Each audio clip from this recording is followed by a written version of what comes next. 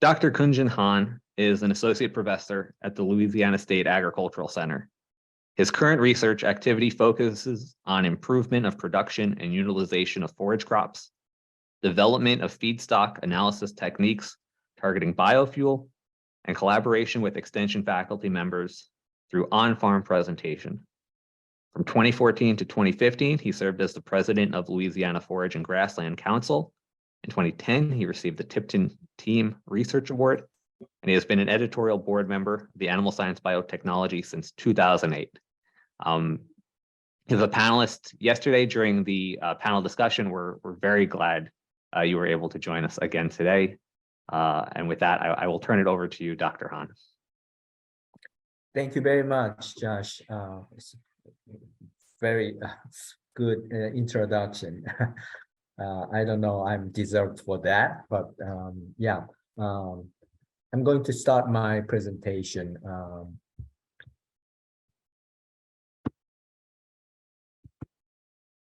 Can you see my screen presentation? Is that okay? Okay. You know, as I said in the yesterday's panel meeting, I'm a end user of the NIRS, and I also a big beneficiary of that technology. And I think NIRS provide us quick, faster analysis of forage samples in a short period of time, fast, and multiple samples every 1 minute. We can analyze the samples. So combining NIRS and remote sensing, recently it is a very kind of hot topics in the university research programs. So I'm trying to join those two technology to estimate forage yield and quality determination. So here is some background of the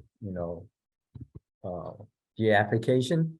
U.S. forage industry is about $36 billion revenue per year, and total export to foreign country, hay export, is about $1.6 billion last year, and is increasing every year. So, and also global seed market size. It's not forage only, so it's about $1.8 billion value by 2026, and it is also increasing every year. And the North America proportion is more than 30% in 2021. I anticipate it's also going to. So in this aspect, foraging breeders and seed companies are more interested in cultivar testing, and that information is very valuable information for their programs. Annual forage testing report is published in my university, and I think other universities too. The information is in our university, usually biomass only, not quality aspects. The obtained data, the report, is useful for the cultivar recommendations and the other extension activities for the agent. So those are the positive things, and also there's a difficulties in the cultivar testing, because the cultivar testing is very labor intensive, and also, for example, large numbers of plot harvests are required. That's an example. Cultivar testing entries, for example, 50 entries, we make 4 harvests per year, per growing season, sorry. And 4 applications for statistical analysis and multiple locations. Then the cultivar testing program has to harvest 30 to 100 plots during the growing season. That's very labor intensive. And harvest is usually done in one day. So different cultivars may have different in growth habits or growth pattern. And also because of that, the feed value are different. Some cultivar may mature early, so they accumulate more sour than the other slowly maturing forages, but harvesting one day. So those kind of aspect is ignored. And also expensive equipment. As you can see in the bottom picture there, the plot harvesters are usually expensive. So the universities are very reluctant to replace a new one with new one. I think my institution is one of them. They're very, financially it's tight for forage programs. The most, challenging thing is that cultivar testing results are not very high by a university. And because of the, even though we work hard for the data, but it is hard to publish in a referee journal. That's another difficulties when someone is forage agronomist or extension agents do the cultivar testing.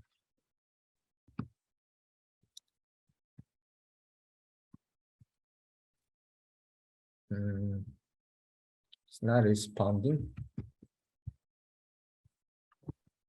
Sorry, there is delay. Screen is not, oops, sorry. Oh, there you go. Okay, so those are the background. So with these difficulties, I want to use saving labor and maybe expense too. I want to include NIRS technology and the remote sensing to the cultivar testing. Through this, if it's successful, I believe to save various field and trial cost and effort, such as harvest, sampling, subsampling, sample processing, and analysis in the laboratories. And also that's possible by NIRS analysis technology. And also, the extent of available information beyond the biomass, because we can provide quality data too, nutrient value data too.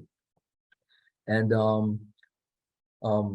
usually, as I said, the cultivar testing harvest conducted in one day when the weather condition is good. So different growing habit cultivars didn't reflect their advantage or disadvantage in single day harvest.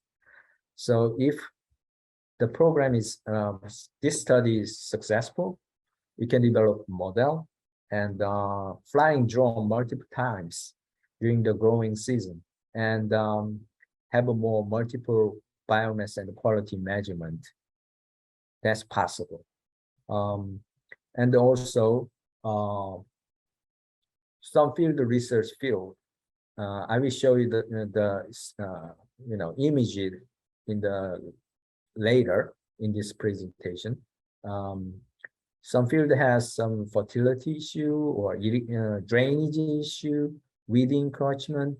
Those kind of information is available, so we can do some adjustment.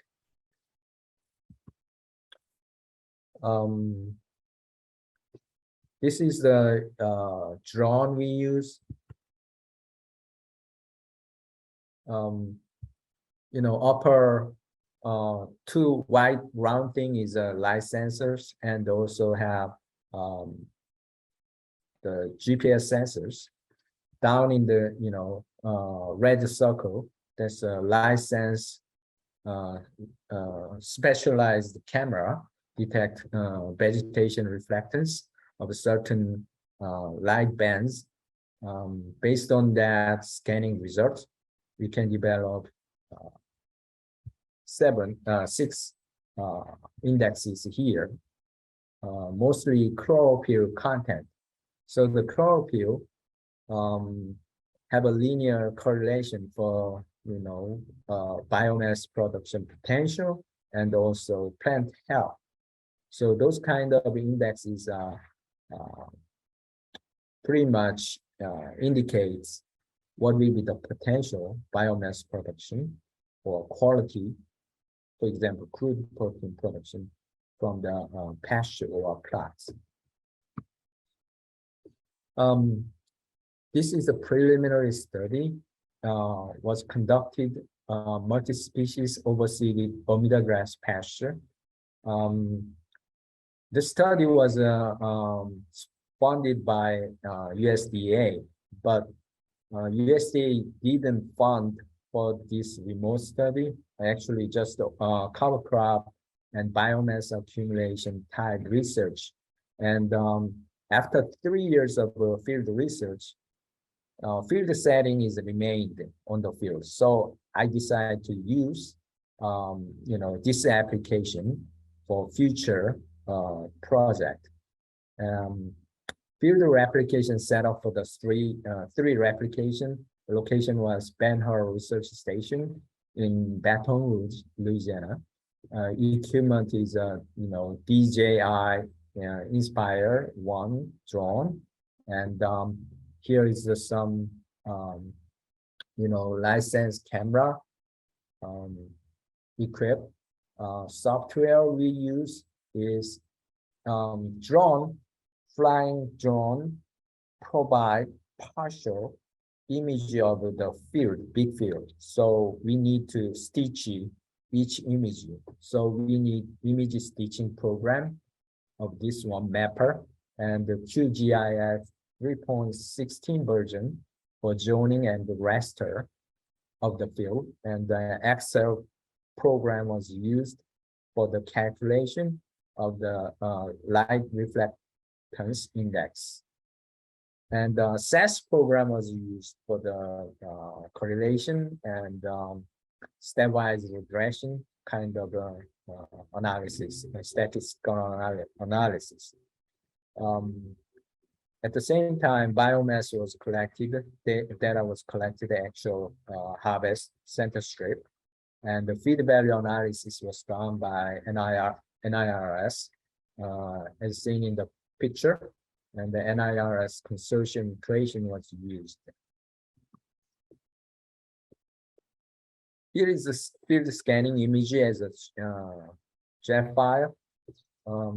As you can see, some field plots are much darker color here than light.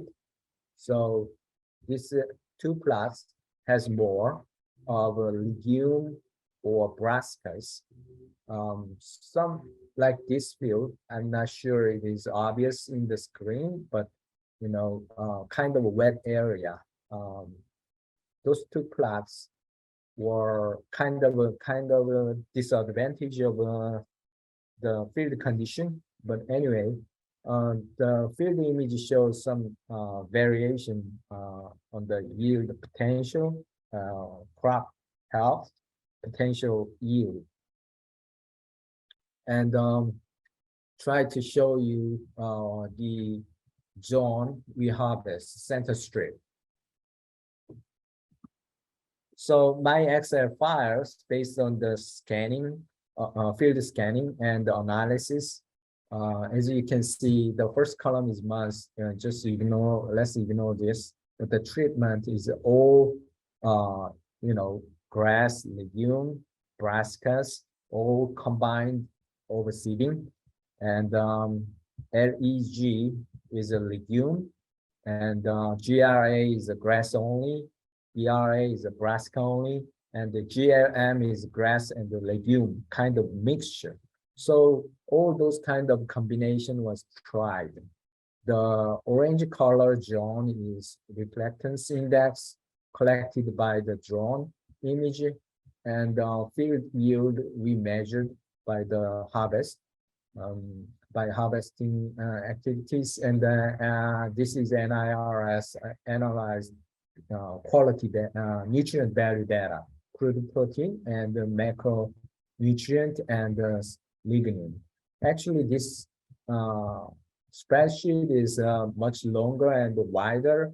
So there is another nutrient component, but I cannot show you because of the size limitation.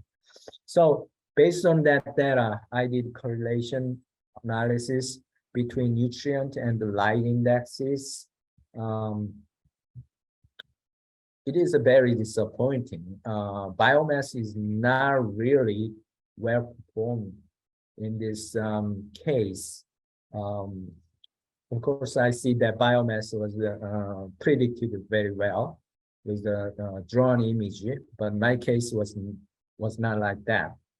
Crude protein has some potential, as you can see. NDVI is most commonly used indexes, but this time it is not really good. Some macro minerals like calcium, magnesium, and also lignin, have some potential, but it is not really high correlation. So the crude protein was modeled using regression. I use these indexes, and R square is 0.80, or just R square is slightly lower. So it looks some potential. I think this case is just maybe overfeeding. We use too many, indexes at a time. But anyway, this is a preliminary study, so I'm happy with that. And the lessons from this study, low R square biomass and some erratic correlation between light indexes and the nutrient value because of some challenges in the model feeding, because it's multiple species application. So there should be more noise than monoculture pasture or plot. And biomass prediction was underperformed because of the field was already established. So we missed the pre-plant field scanning. So we missed that information in this preliminary study, this existing study. And also communication with the drone operating groups are not easy. As a forage agronomist, they are only interested in the clear sky weather. So they don't want to go to the field for the scanning because of the they want a clear sky with no noise or kind of variation. And however, Louisiana spring weather is very erratic, so sometimes not easy. Excuse me. So I initiated new study. Current study is conducted with monoculture plot, cultivar testing plot, annual ryegrass and oats. So 2 locations in Louisiana, and 32 annual ryegrass cultivars and 12 oats replicated, and biomass was measured on the field. subsample and processed and determine the crude protein and IBDDM and the macro minerals by NIRS consortium grass model. UAV drone equipped with sensor camera, field scanning, pre-planting, and also before each harvest. So I anticipated the improvement in the prediction model for biomass and feeding value. But the question is that quality difference can be recognizable between the cultivars from one cultivar to another. That we figure it out. So this is a flow chart of the field study and modeling thing.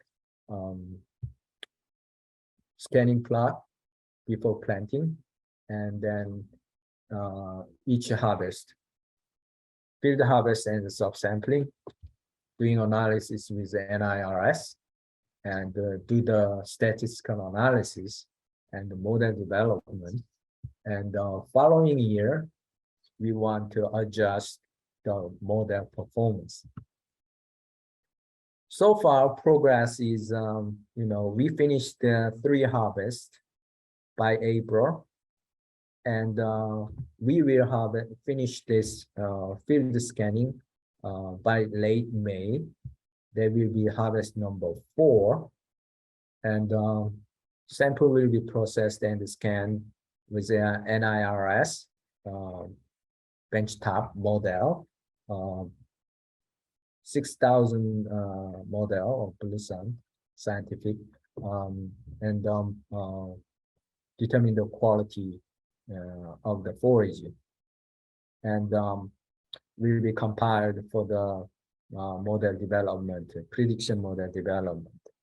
And 2024, we will do it again to test kind of validation process of the model. That's the plan for now. This is a short video script. This is actually pre-plant. Drone is here. It's pre-plant scanning. So it's like a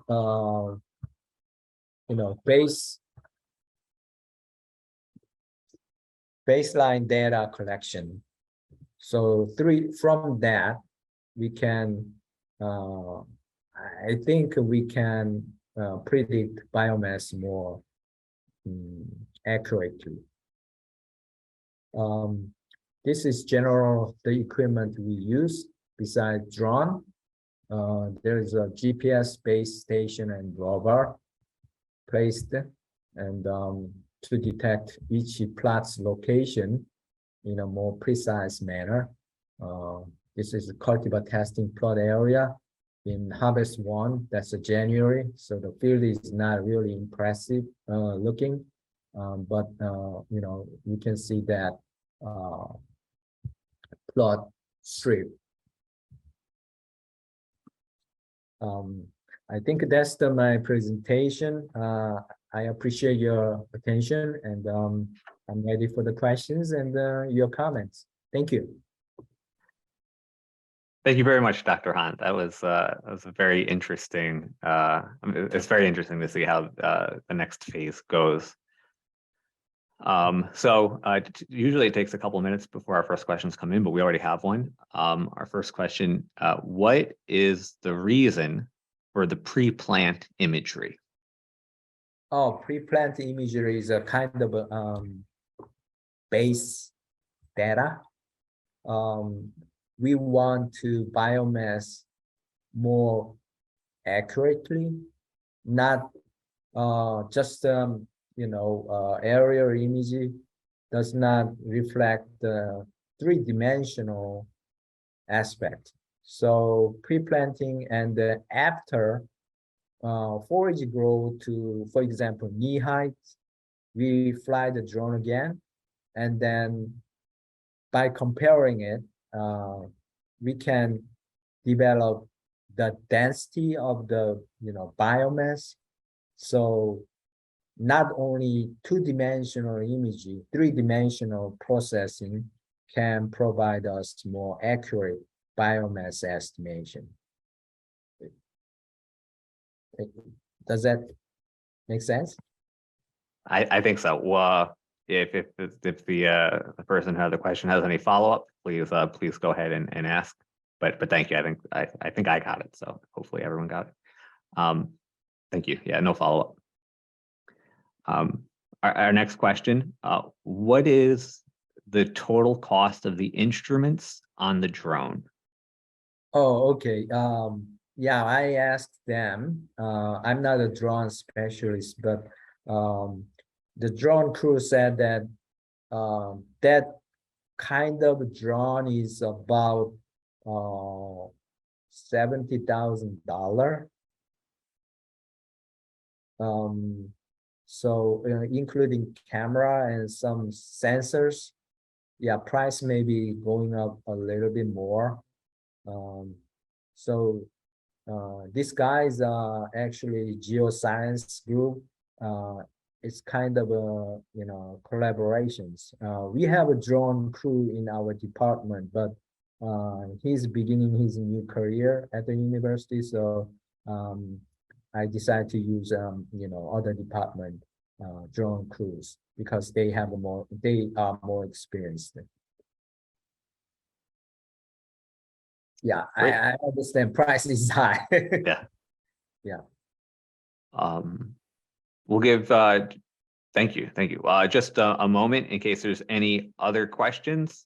If you have anything to ask or any comments to add, it's a great value, not just for your own insight, but for the whole group. And if not, we'll give it just a second.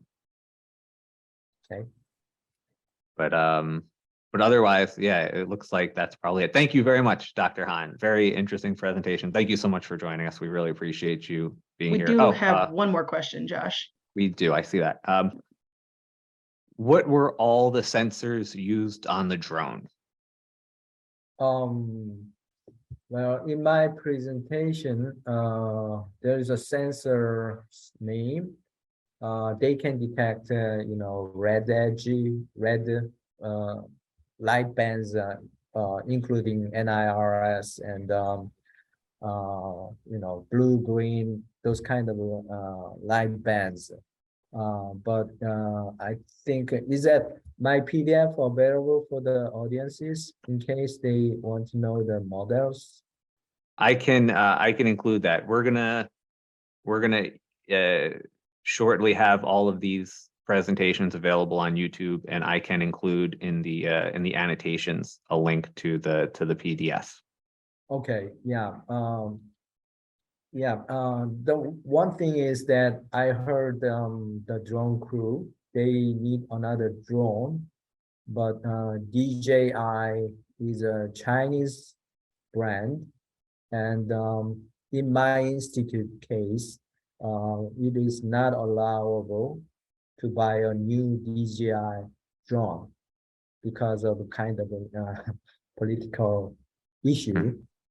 So have to buy American brand, or I heard the American brand drone is much more expensive.